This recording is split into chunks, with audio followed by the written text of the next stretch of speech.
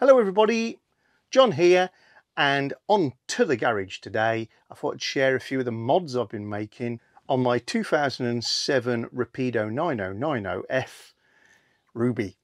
So A-Class motorhome has been an absolute joy to own over the last few months. She's been on quite some epic journeys.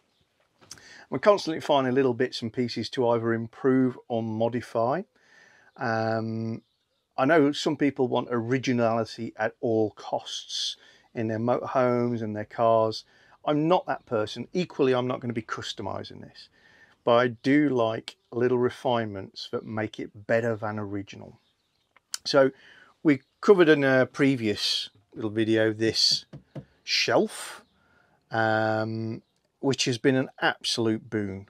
You're always finding in motorhomes that horizontal surfaces are at a premium. That has just turned out to be the best thing ever for putting our cups on when making tea, for balancing the biscuits on, putting a few bits and pieces on a tea towel whilst you're doing the washing up. It's just absolutely fantastic, and it's a perfect mount for our toaster, which we plug in just around the corner. So I highly recommend checking out that as a video if you've not seen it before, or doing your own thing. Little shelf there. Head height, by the way, is about there when you're sat in these seats, so this has no consequence. Plus it can be taken off.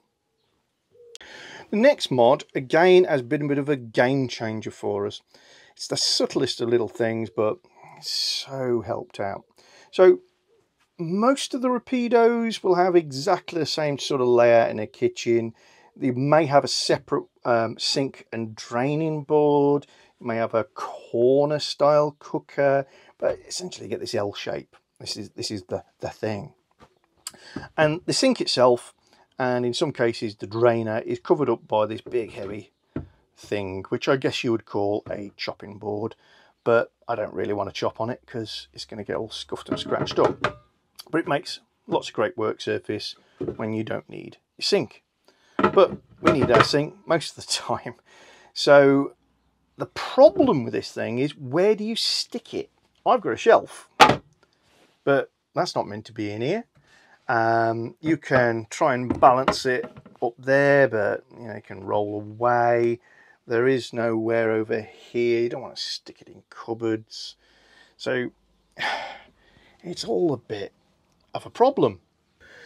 So what I did was I installed two relatively discreet brass door handles on this back panel behind the sink. They are spaced at the moment with a couple of stainless steel nuts, but that's just because I haven't yet got round to cutting a piece of brass tube to give them the perfect length. And yeah, they genuinely look like they should be there. Yes, you'd scratch your head and wonder what they're for, but they don't look out of place. But what they are for is you just put your board there, and it can't fall forward because it's between them, sitting on them. The heads stop it falling. It's absolutely brilliant. Really, really pleased with that. The bolts come through, one behind the headrest and one a little bit on show just there, but you know, hardly the end of the world. From this side, that's what you see. The only thing it does is it influences your shelf. If you add one of these into, you need to have it flush on this surface rather than overhanging a little bit or in the middle as some do. Or you have a shelf with a little bit of a slot in it. Either way, that for us has just opened up the space brilliantly. It's never in the way. You've not got to clip it to anything, and when it's gone, there's nothing there really. So really, really chuffed with that simple device for storing the sink cover. We've also switched around our fridge and freezer doors to be hinged on the opposite face to that suggested by Rapido. So in the original, what happens is the hinge is here, you open from this side, and that's great if you're in the lounge area or you're coming in with your shopping and want to chuck stuff in there. However, if you're in the kitchen area, the door opens this way, so you kind of got to do this little shuffle backwards and forwards, and it just didn't feel right or usable. It seemed to take up more space than it needed to. So we've changed it round, and again, some of you won't want to go anywhere near this because it's a mod, but look, now that opens into the kitchen. That, or galley I should say, that surely is a lot more sensible, because as long as you walk in here and put your shopping down, you can pop things into the freezer. It's where you need it to be. I just think that's good common sense. Very easy to do. All you need to do is basically drop off this hinge, and then you're able to take the freezer door down and out, because it's got a peg sticking down from the top, and the fridge door up and out. Because this is in between them, you've kind of got a two-man job holding onto both doors when you remove them and do them both at the same time. But that gets them out. To switch them over to the other side, there is already a hinge plate on the right hand side, so you just unscrew the peg that you find in this one and move it over to this one, or vice versa.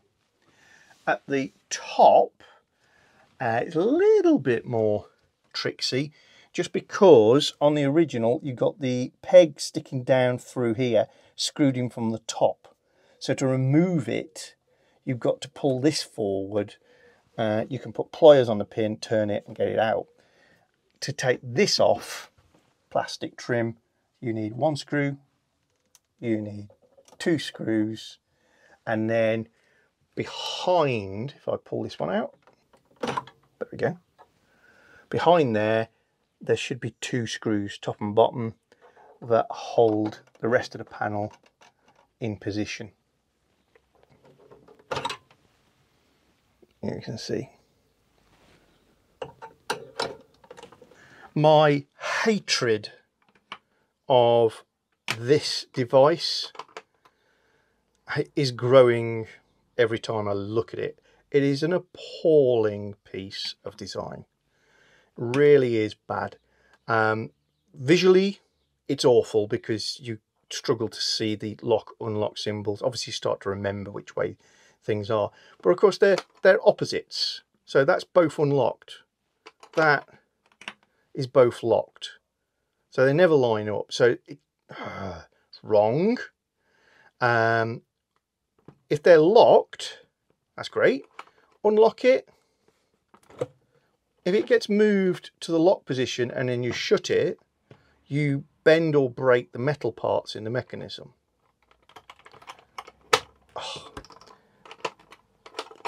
That is all the right parts, but the plastic bits are jiggered.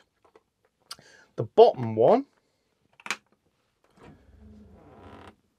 has had a replacement of, there should be like a lozenge shaped slider. That's obviously gone missing with a previous owner and it's been replaced with a screw. But I wouldn't like you to read too much into that, because I've been in enough motorhomes with this fridge and this to know that if they're not broken, it's just a matter of time. So absolute venom towards that design. I'm going to replace all of that. None of that will be there with my own solution.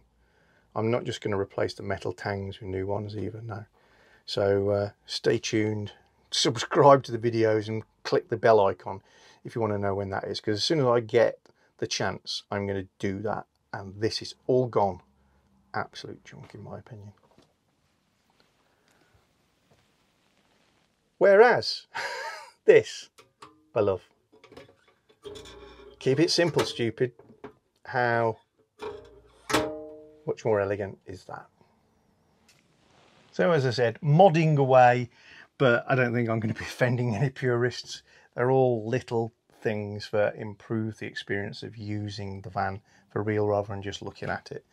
And I've got lots more that I've done and lots more I'm going to do. So again, tune into the channel regular and I'll share all the little mods and tweaks I'm doing as I go along. But in general, I've got to say, loving the Rapido. The build quality is excellent. The layout is brilliant.